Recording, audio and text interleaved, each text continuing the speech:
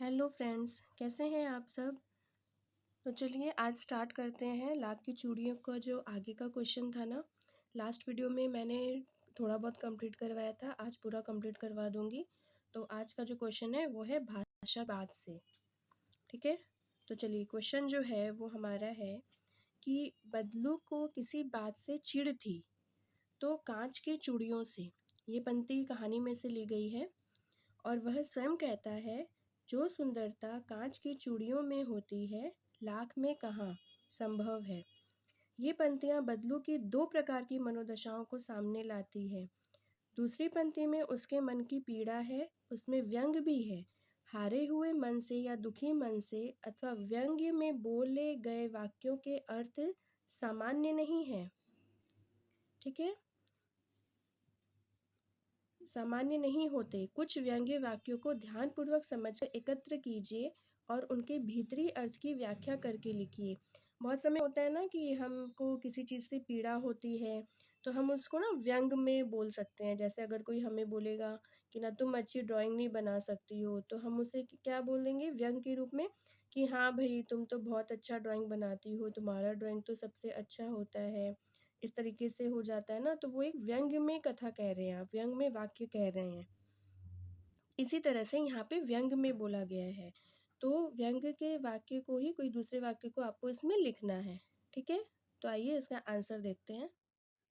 तो देखिए इसका उत्तर होगा, व्यंग का जो वाक्य होगा वो हम लिख सकते हैं कि उद्धव तुम हो अति बड़भागी। इसकी व्याख्या क्या होगी, इसमें हम लिखेंगे कि उपरोक्त वाक्य में गोपियां उद्धव को अभागा कहने की जगह भाग्यवान कह रही है। एक्चुअली वो उसे अभागा ही कहना चाहते हैं, भाग्यवान नहीं कहना चाहती है, लेकिन वो व्यंग के रूप में उसे भाग्यवान कह रही है। ठीक है, अब देखिए इसका जो नेक्स्ट प्रश्न है ये है, ये देखिए इसका नेक्स्ट प्रश्न ये वाला आ जाता है। एक सेकेंड फ्रेंड्स, ये देखिए इसका जो नेक्स्ट क्वेश्चन है ये आ जाता है कि बदलू कहानी की दृष्टि से पात्र है और भाषा की बात की दृष्टि से संज्ञा है। किसी भी व्यक्ति, स्थान, वस्तु, विचार अथवा भाव को संज्ञा कहते हैं। तो संज्ञा को तीन भेदों में बांटा गया है, व्यक्तिवाचक और व्यक्तिवाचक संज्ञा जैसे लाल, रज्जो, आम, कांच, गाय इत्यादि, और जातिवाचक संज्ञा जैसे चरित्र, स्वभाव, वजन, आकार आदि द्वारा जाने वाली संज्ञा। और तीसरा है भाववाचक संज्ञा जैसे सुंदरता, नाजुक, प्रसन्नता इत्यादि, जिसमें कोई व्यक्ति नहीं है और ना आकार है या वजन, लेकिन उसका अनुभव होता है। पाठ से तीन प्रकार की संज्ञा चुनकर लिखना है, मतलब कहानी में जो ये तीन तरह की संज्ञा हमें मिलेगी वो संज्ञा हमें चुनकर लिखना है। ठीक है, तो देखिए इसका जो आंसर है ये हो जाएगा, ये देखिए इसमें व्यक्तिवाचक संख्या में हमें मिले हैं बदलू शब्द मिला, बेलन मिला, मचिया मिला व्यक्तिवाचक में। जातिवाचक संज्ञा में हमें क्या मिला, आदमी, मकान, शहर। ठीक है, भाववाचक संज्ञा में क्या मिला हमें, स्वभाव, रुचि, व्यथा। ठीक है, ये हो जाता है इसका आंसर। अब देखिए आते हैं तीसरे क्वेश्चन पे।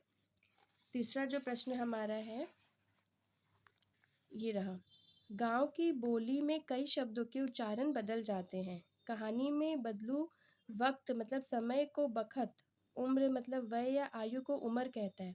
इस तरह के अन्य शब्दों को खोजिए इन जिनके रूप में परिवर्तन हुआ हो, अर्थ में नहीं।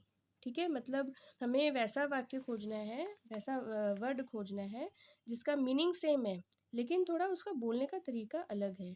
ठीक है, तो आइए देखिए इसका जो उत्तर है ये रहा। देखिए जैसे पहला शब्द जो था वो हमें मिला था इंसान।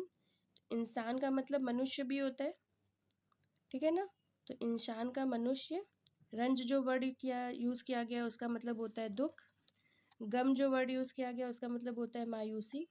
जिंदगी का जीवन, औलाद का संतान। ठीक है, तो इस तरह से इस चैप्टर का कांच की चूड़ियों का सारा क्वेश्चन आंसर कंप्लीट हो गया है। आशा करती हूँ आपको ये वीडियो बहुत अच्छा लगा होगा। तो आगे मैं कराऊंगी बस की यात्रा का जो क्वेश्चन आंसर है वो मैं कवर करवाऊंगी। तो आपको वीडियो कैसी लगती है प्लीज़ ज़रूर बताइएगा। चैनल में नई हैं तो लाइक सब्सक्राइब ज़रूर कर लीजिएगा। मिलते हैं नेक्स्ट वीडियो में, तब तक के लिए बाय बाय।